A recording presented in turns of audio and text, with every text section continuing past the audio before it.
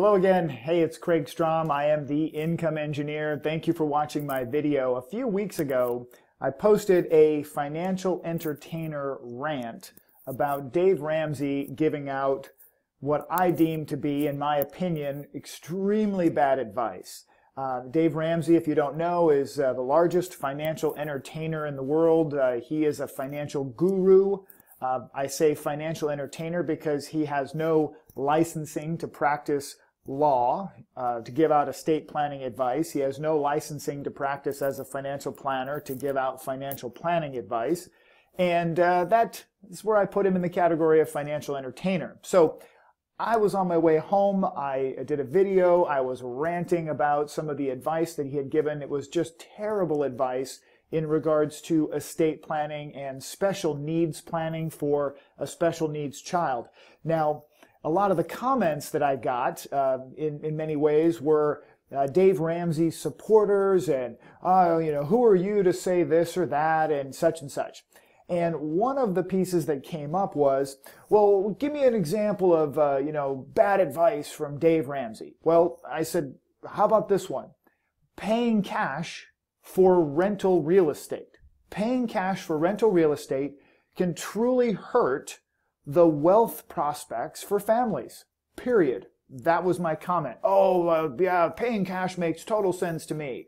Well, of course, they had consumed all of the Kool-Aid at the Dave Ramsey kitchen, and they just thought that paying cash for rental real estate was the way to go. So I said, well, I could prove it to you, mathematically, just completely by the numbers, that paying cash for rental real estate actually hurts and dramatically reduces the amount of wealth that families can pass on to their generations. It really will be a generational loss of wealth. And they didn't want to hear it, but I hope you do. So stick with me. So let's look at real estate and investing the difference. Finance rental real estate and invest the difference. Let's use Dave Ramsey's own advice to prove him wrong. Because Dave Ramsey will say, for example, on topics like life insurance, you should always buy term life insurance and invest the difference. I'm pretty sure that Dave Ramsey is a shill for Wall Street, that somehow he's got a backdoor arrangement with Wall Street, because no matter what, he supports Wall Street and invest. That's the answer. Always invest. It's great. You should always invest. So let's use Dave Ramsey's own advice and see where the numbers go. Here we go. So we're going to talk about financing real estate and investing the difference. So here's the facts that we're going to deal with on this example. Okay? The home price in this example is $250,000. For my listeners in California, I understand that house doesn't exist anymore. But just stay with me. The numbers are the same as far as the ratios and such. Just stay with me. Now, the repairs and renovations, if you're going to rent it, you've got to keep in mind that when you have a rental property, you have to assume significant costs of repair. In my example, I am not going to use the extreme example of air conditioners, okay? Air conditioners can be a huge reduction in your net income. We are going to use an appreciation rate of 5%. Now, I'm only using that because it's just simple math, just easy number. I would argue, and a lot of folks that I know in the real estate world, that they would say a $250,000 house, that particular market is not going up at 5%. Just stay with me. We'll use that number. You can adjust accordingly. We're going to hold this rental property for 20 years. And we're going to say that we're going to pay cash, and all it's going to cost us is $5,000 in real estate fees to buy it. Of course, in your market could be different, but let's just stay with it, okay? Property tax is $200 a month, insurance, maintenance, sinking fund. What is a sinking fund? A sinking fund is where you just put money into a savings account getting ready for the repair, getting ready for repairs, right? Because it's going to happen. And a $1,300 per month rental of that property. Now, let's keep going here. So we'll look at just the house by itself, okay? Just the house by itself. That a 5% rate of return less expenses gives you a 3.43% net. So we're not going to go through each one of these specific things by themselves, because if you want to see a particular property, if you want to analyze this for yourself, I'm happy to go through the numbers with you. But if we look at just the house itself, just analyzing the property itself, you'll see down here, net of expenses, sinking funds, repairs, etc., taxes, maintenance, 3.43%. That is the rate of return net on the house over 20 years. Not 5%, 3.43. And just so you know, over that similar period of time, bank CD rates over a 20 to 30 year period of time have been better than real estate by itself paid cash in many markets. Not all the time, California being a big exception, New York, New Jersey, some of the crazy real estate markets in the country. But 3.43 is our net number. All right, so let's get back here. The asset by itself, remember the house by itself, simple, 3.43 net. Now, if we add a tenant, the rate of return on that same property, let's say we go here and we add $1,300 a month, the rate of return on that same property now is 7.42. That's pretty decent. That is a decent rate of return. Now, keep in mind, I don't have things like air conditioners built into this, slab leaks, a fire in the living room that burns down one of the walls and all the carpets need to be done after the folks, and then the folks leave and don't pay their rent, right? I mean, there's any number of things that can go wrong. But when you put a tenant in there, the rate of return goes up more than double, goes up double, right? So that's not bad, right? That's actually pretty decent. Now, let's get back to the example. So that's the house by itself. Remember this. What about the rate of return on the $250,000 in cash that you have sitting inside the house? Because you paid cash for this house. This is our example. You paid cash for the house. The rate of return on the house, we've already looked at it, with a renter is 7.43%. What's the rate of return on the cash inside the house? 0. You earn no rate of return on the cash that is holding the asset. Only the asset earns a rate of return. So $250,000 sitting in that house for 20 years earns 0. Absolute 0. No interest, no dividends, no rate of return. Only the house itself has a rate of return. Okay? So when we look at it, we had $255,000 trapped inside the house, and the only way you can get your money back is to ask a banker to give you a loan, or you sell the house.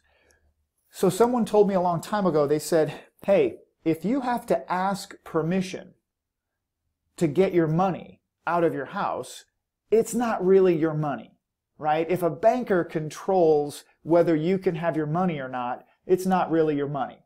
That's just someone's take on it. I thought it was a very eye-opening perspective.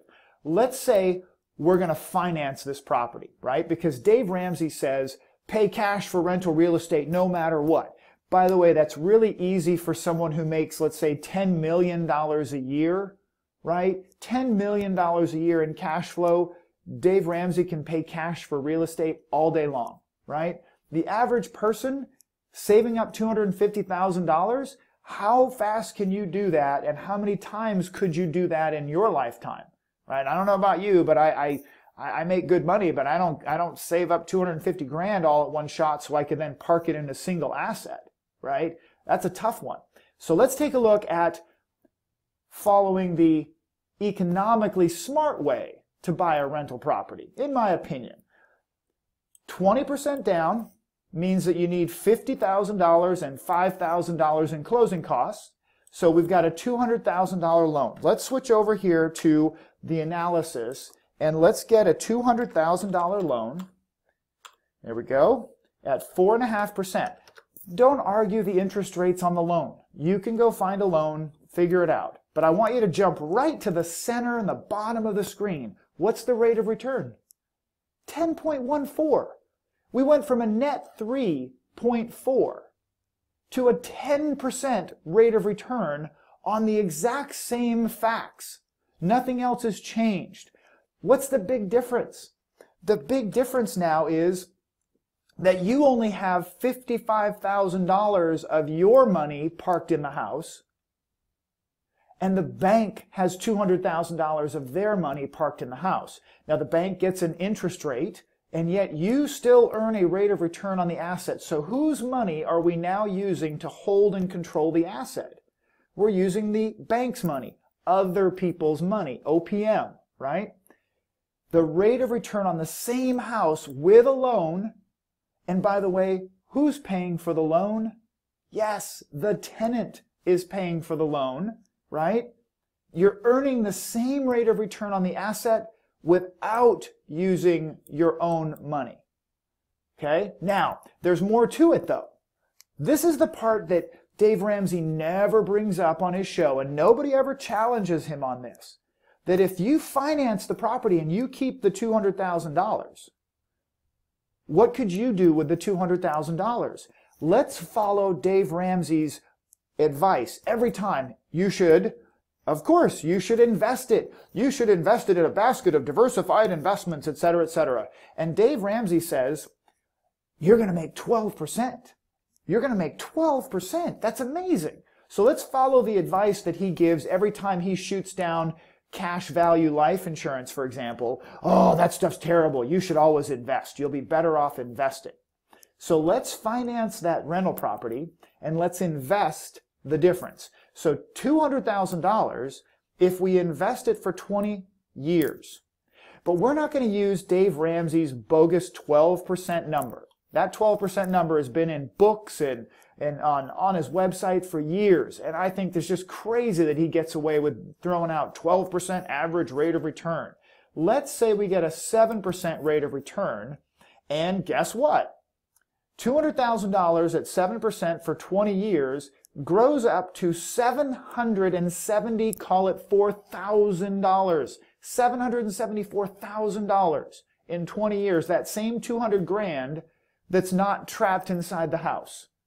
All right? So stay with me. Let's add things up a little bit. We're going to go through this a little wonky, but stay with me. This is so important to get this. If you pay cash for the house, $255 for the house, net cash out after 20 years, $600,000. Call it $607,000.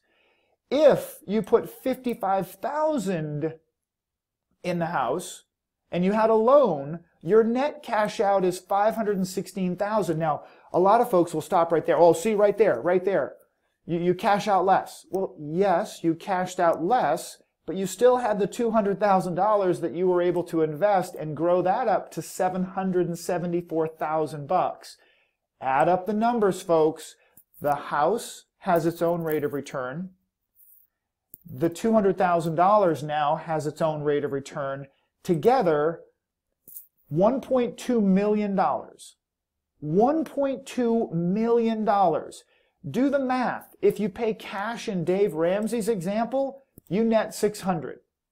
If you follow the sound, economic, mathematically smart way to get a rental property, because let's face it, rental real estate is really the only asset you can actually use other people's money with a legitimate tax deduction on income sanctioned by and endorsed by the government. I mean, it's a phenomenal asset, right? So sad to buy it with just straight up cash. So we net an additional $682,000 by financing it. Now, what could your family do with $682,000 of extra wealth? This is the part that blows me away, that Dave Ramsey never talks about: the lost legacy, the unintended consequence of teaching everyday Americans to simply pay cash for real estate. How many times can people really do that in their life? Most people don't make $10 million a year like Dave Ramsey. They can't pay cash for real estate in any significant volume. So if we were able to do just one transaction like this and add an extra $680,000 in wealth into our family tree, what could the family do with that? Well, what if the family invested that $682,000 of extra wealth and just put in a little $6,000 deposit every year, just $6,000 on top of it, you leave this world, you leave behind a house and that extra $682,000 total, and they invested it at just a simple 5%. Over the next 50 years, that's a legacy conversation, folks. That's great-great-grandchildren, right? That's a legacy. Over the next 50 years, that number could turn into $9 million at a simple 5%. What I'm saying here, folks, is that paying cash for insert name of investment, it sounds good. It makes for great radio and great book sales and classes at church and such, but the numbers just don't make sense when you look at them economically, when you look at them just simple math, and when you look at what really big business and big real estate investment firms actually do. Dave Ramsey teaches folks to be average, to be generic. Basically, I would submit to you that Dave Ramsey's advice is preventing many, many people from truly becoming multimillionaires because they're never moving to that direction where they can actually acquire assets in a more efficient manner. So that's my take on it. If you want to look at your own specific numbers, if you have questions about it or comments, feel free. Please don't be crazy negative about it. This is just math, right? And if you want to challenge the math, great. Don't challenge how much the maintenance bill is or the insurance bill is on a rental property. Challenge the math. Tell me that I'm wrong. I'm happy to debate. Take care. Talk to you soon. Bye.